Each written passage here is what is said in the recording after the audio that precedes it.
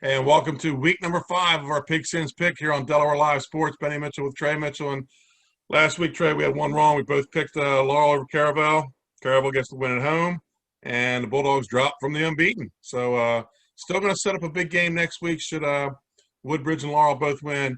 Henlopen South's going to be on the line. Don't know what they're going to do yet if Woodbridge and Delmar went out. That's up to the athletic director. So let's start with this week's pick. Friday night, 6 o'clock kickoff. First ever meeting between First State Military Academy and Indian River. This game's going to come down to who can get their offense going. The Bulldogs, they've only been getting one score a game, be it field goal or touchdown. I think they do better than that this week, but not enough to beat the Indians at home. I'm taking Indian River. Yeah, I agree. Get one score low, not how much offense. I don't think it's a job done in a close game. Indian River's been tough all year. I like Indian River. 7 o'clock kickoff Friday night in, I guess it's Woodside. 3-1 Laurel taking on 0-3 Polytech. Laurel's last week against Caravel, it's left me scratching my head. But I think they get the bounce back this week against Polytech. I'm taking Laurel. Yeah, I agree with you. I think there'll definitely be a bounce back. I think I don't know if it's an upset Laurel losing, but it's definitely not what we picked. I think they clean things up this week and get a win against Polytech. I like Laurel. Some Southern Division games. Friday night, we're going to have this game Friday night, folks. It's not our game of the week, but we will be broadcasting from Woodbridge. It's the 0-4 Seaford Blue Jays and the 2-0 Woodbridge Blue Raiders. The Blue Jays make their debut on Delaware Live Sports. They're the last Henlopen Conference team to get on. Although they'll be facing Woodbridge, Coach Mark Quillen told me his team's excited, and they'll give us 48 minutes of hard playing football. The Blue Raiders, they're focused on returning to the state championship game.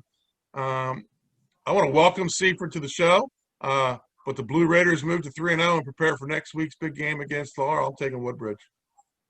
Yeah, I'm excited for Seaford. I'm glad we're finally getting them on. It's good for them. Like we've talked every week, Mark Quillen's brought excitement back to that program. All right, he says they're going to play hard, and I love to hear that. I love to see it. But they're on the tracks, and the Woodbridge train is coming through. I like Woodbridge. 7 o'clock kickoff in Delmar. Lake Forest 1-3, Delmar 2-1. The Spartans got into the win column last week. They're 1-3, and a team the Wildcats cannot look past on Friday night. It is always tough to pick against Delmar at home, so I won't do it this week either. I'm taking Delmar. Yeah, that's a good pick. Lake Forest, they just got their first one. They're dangerous. They're very dangerous, and one slip up, Lake Forest can win. But Delmar at home, you can't pick against Delmar at home. I like Delmar. Thursday's game between Smyrna and Milford is now a COVID cancellation. Milford out for 2 more weeks, and this has a lot of implications. By the rules they set at the beginning of the year, your opponent has to play 5 games for it to count towards the playoff points. This is only going to give Milford 4 games. That's going to affect Delmar down the stretch. It's going to be interesting to see if Delmar can't use that win over the big Division I team. By rules, they can't. So we're going to see what happens there. So let's go to another Northern Division game. And it's the big one, 7 o'clock kickoff in Camden. When you hear the old cliche, throw the records out, it applies to this game. Dover's coming in 0-3.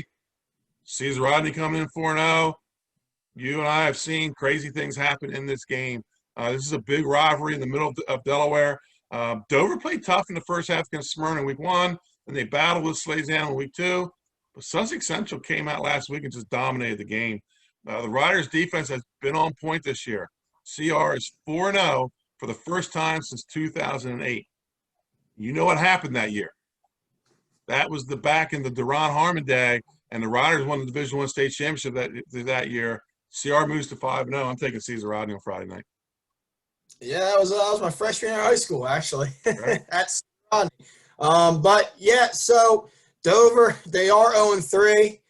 They're a good 0-3. They've lost tough game to Smyrna, tough game to Sally's. Central just ran it down their throats, really. Controlled the clock, controlled the ball. And that leads me more to pick Caesar Rodney because Caesar Rodney's defense has been so tough this year. I think they're gonna limit Dover's offense, and they're gonna get in the end zone when they need to, and CR's gonna win this game. I like CR. You talk about those 3 opponents that Dover have; they are all top 10 teams, and were top 10 at the time they played them. 7 o'clock kickoff in Georgetown. It's the 0-2 Sussex Tech Ravens hosting the 2-2 Sussex Central Golden Knights. It's the Battle of Georgetown. I'm not sure if the CR loss or the Smyrna loss stings more for Sussex Central, but they bounced back last week. Their run game, their defense, it was on full display. This week is the Battle of Georgetown. It's a rivalry. Sussex Tech, they played well in spurts last Saturday in a 30-15 loss to Cape. If they can put 4 quarters together, they'll be a tough out. But the Golden Knights, they need a win and prayer if they're to make it to the state tournament. I think they take care of winning out this week. I'm taking Sussex Central. Yeah, like you said, both offenses, look, they had really good offenses last week. Is consistent with their offense. They definitely spurts of a really good offense. But I think Sussex Central, just the way they controlled that ball and just ran the ball down Dover's throats, like I said earlier, I think that's going to be the ticket again. I think they control the ball and they win this one. And our downstate game of the week, it's Saturday. It's a noon kickoff. The 2-2 Caravel Buccaneers come down to the beach to take on the 2-2 Cape Henlopen Vikings. The Cape Henlopen run game, they've been eating the last couple of weeks.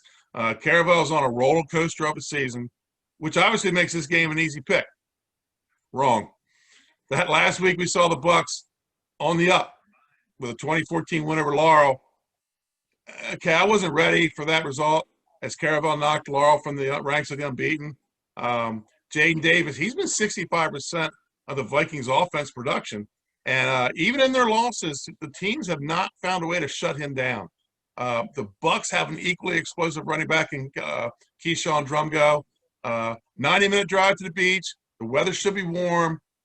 And I'm taking the Vikings, but it's going to take a full 48 minutes to decide this game. I'm going Cape Henlopen.